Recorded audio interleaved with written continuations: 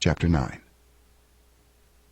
The fifth angel sounded his trumpet, and I saw a star that had fallen from the sky to the earth.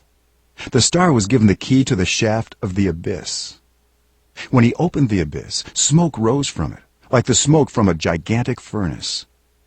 The sun and sky were darkened by the smoke from the abyss, and out of the smoke locusts came down on the earth, and were given power like that of scorpions of the earth.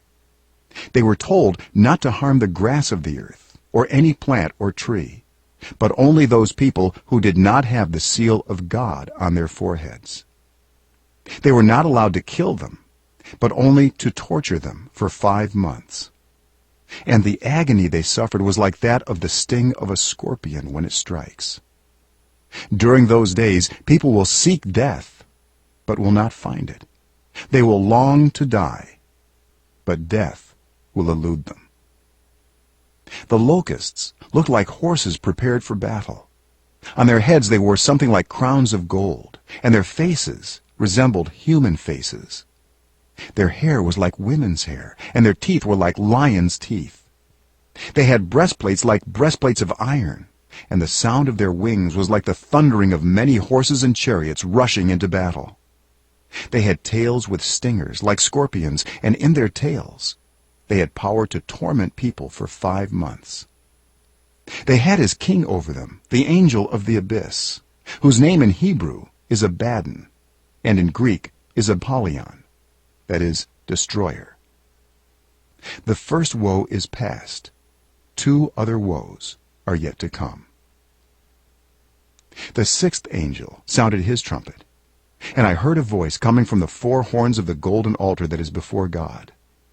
It said to the sixth angel who had the trumpet, "Release the 4 angels who are bound at the great river Euphrates."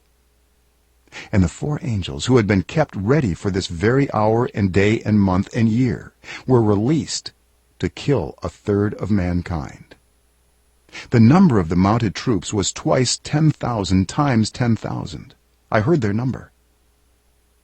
The horses and riders I saw in my vision looked like this. Their breastplates were fiery red, dark blue, and yellow as sulfur.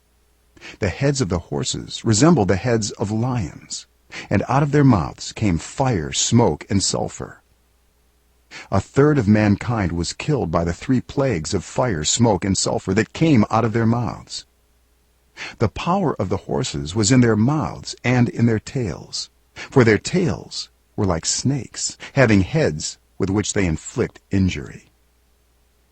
The rest of mankind who were not killed by these plagues still did not repent of the work of their hands. They did not stop worshiping demons and idols of gold, silver, bronze, stone, and wood, idols that cannot see or hear or walk. Nor did they repent of their murders, their magic arts, their sexual immorality, or their thefts.